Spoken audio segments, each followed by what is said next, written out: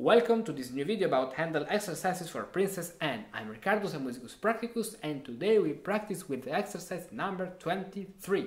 Hey, before starting with the video, download the 100 pages free ebook of all Handel exercises I prepared for give you a better experience. In this ebook you find all the exercises with the bass alone, all the exercises on a keyboard tablature, that means you can do every exercise in writing, some tips that can be useful for doing well the exercises, and a possible realization of each exercise. Download it for free by the link in the description. This exercise, the number 23, the penultimate, is longer, has the last three exercises, and it is about figurations in the bass. So, as we did for the previous exercise, the 22nd, we don't play all the bass because it is very long, and we go directly to his harmonization. We are in F major, so we have one flat in the key, and our bass starts with F and finishes with F. So, as we can see, we have a really allegro in the bass.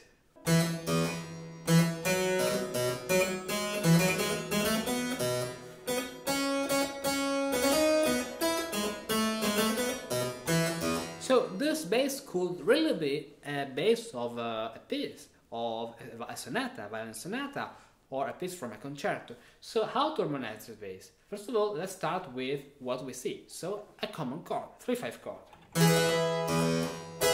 Then for having and keep the rhythm and harmonic rhythm, and because if you play basso continuo with another instrument, you have to keep and to mark the rhythm, I play another time the chord on the rest, in this way.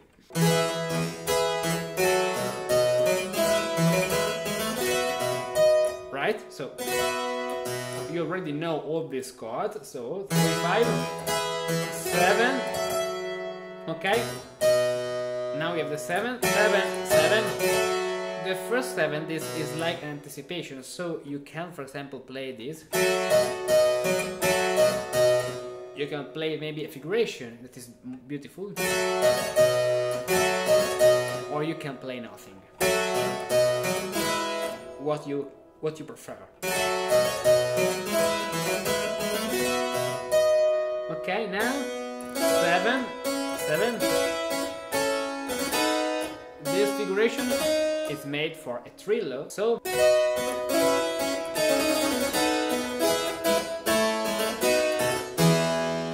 look this passage. Here I can stay on the same chord,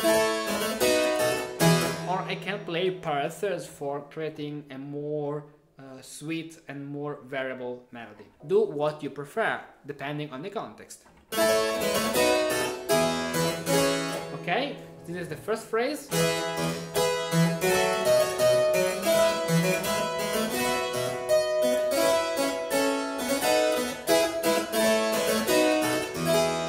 And here we start another sequence.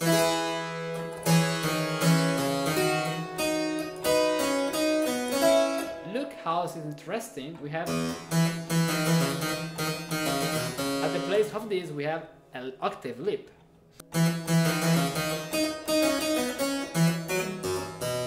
If you have watched my series about gun schematics, you can recognize here the pregnor, the modulating pregnor. 4, 3, 2, 5 and 1. And the harmonization is exactly as a pregnor.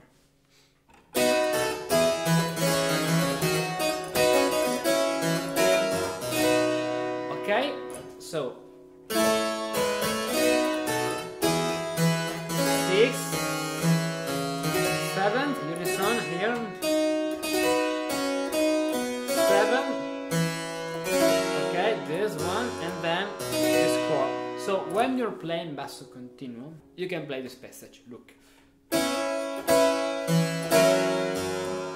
This is not so correct, because the 7th is apparently gone to the octave. But when you play basso continuo for having a full harmony, you can think, okay, I play this with a unison and I add a fifth voice in this way. In a choral, if you harmonize a choral with 4 voices, you can't do this because you have 4 voices, 4 singers. But here you have 10 fingers, so you can do it.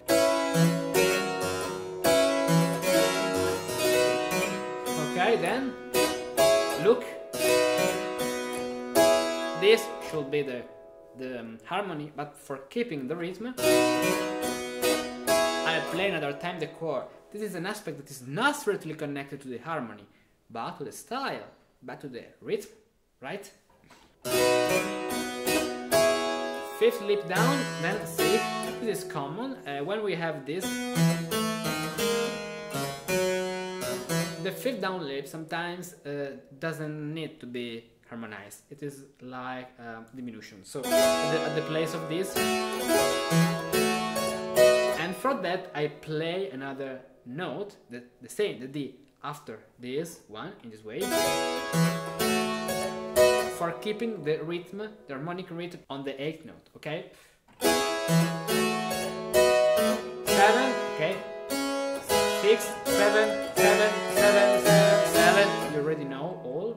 Then 7, 7, 3, 56, you're on the 2nd degree of the minor, so 56, 6,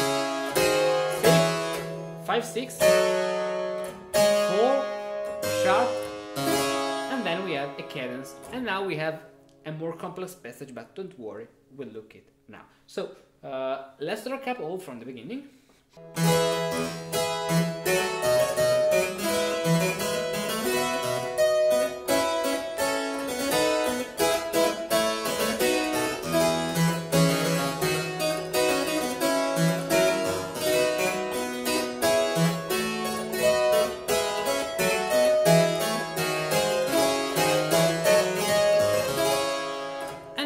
Look at the bass.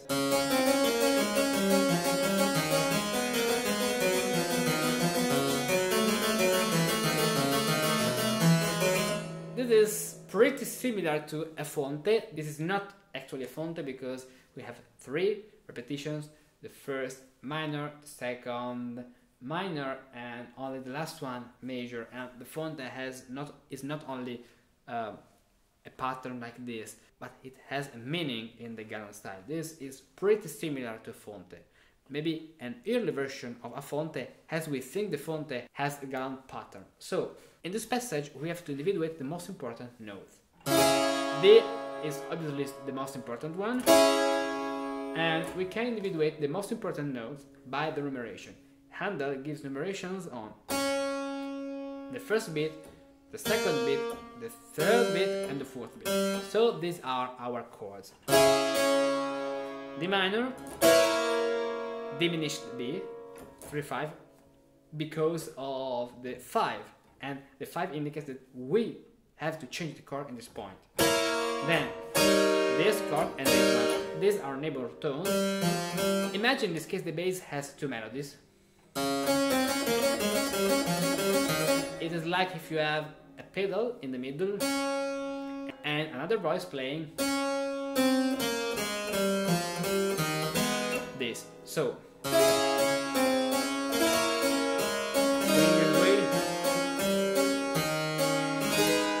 but if you prefer, in my opinion, you can also don't play any chord on the second, on the 5th, because actually it is not real necessary. But you can do it. And now I explain you why I say this. So let's going on.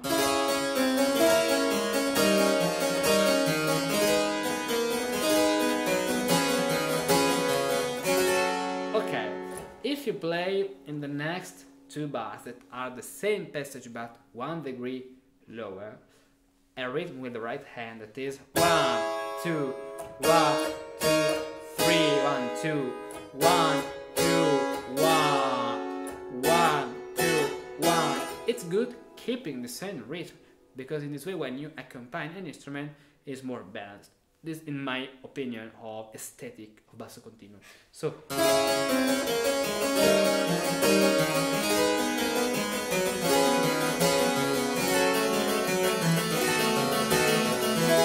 but if you prefer playing a chord on each beat, you can do this.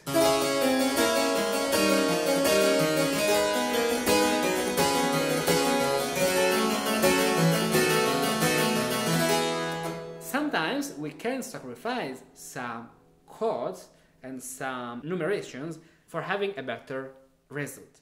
Sometimes the numeration in basso continuo indicates only the change of the harmony.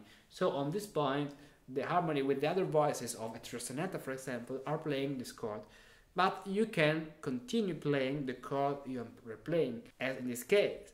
Then you have to verify that this chord doesn't create problems with other voices. So there are some aspects that are rules, and there are some other aspects that are music, because we are not computer, we are not machines, we are human, and there is a music in the instruments, and there is a music in the human, and the human, as Boethius says, musica humana. The greater music is the musica mondana, the music of the universe. Then we have musica umana, the music of the human, and only at the last place, the music of the sounds, the music of the instrument, musica instrumentalis. So remember that there are rules, and then there is music.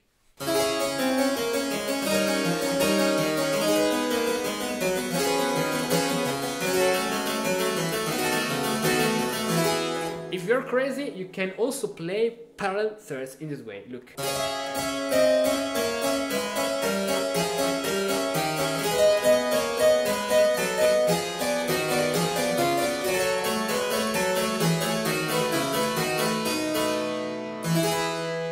Be careful, I played natural F.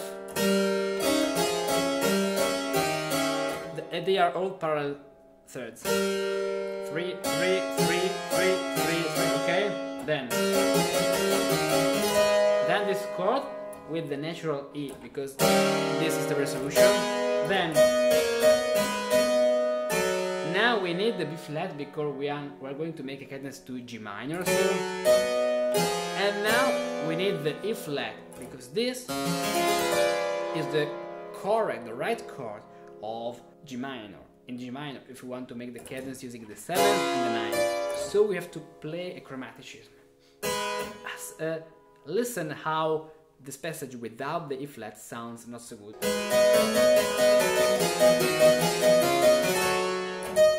It's strange. So we have to play the chromaticism. If we want the ninth. If we don't want the 9, we can play the octave in this way.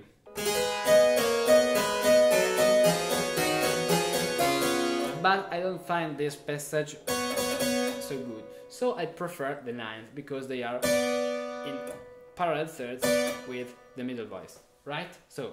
And then,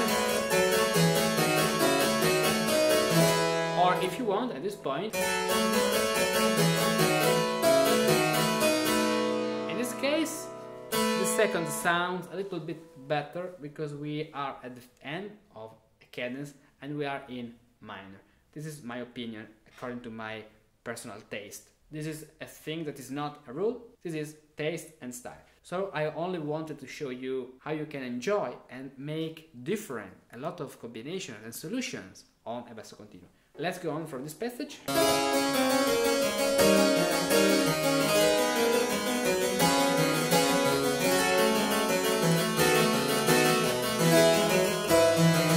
Okay, look this point.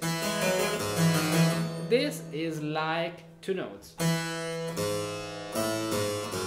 Okay, so the other are diminutions. Then, so we can go on. And now look what we have.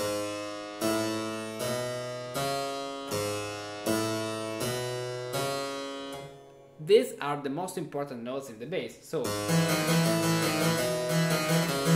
these are not real notes. They belong to the harmony. We have this 56, and this one. So we don't need to harmonize this F. we only have to harmonize the first note of 4 16th note groups, in this way.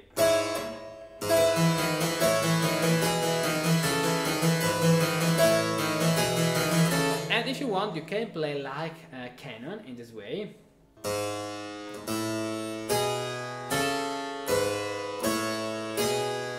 With diminutions in the bass.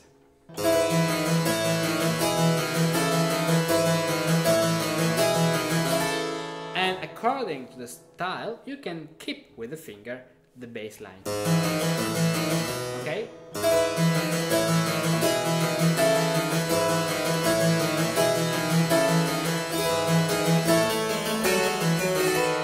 And then a cadence, this passage is obviously this, with diminution. 5 6. Okay, 5 6 3 5 5 6 4 6 3 5 and cadence. And now let's just play it from the beginning.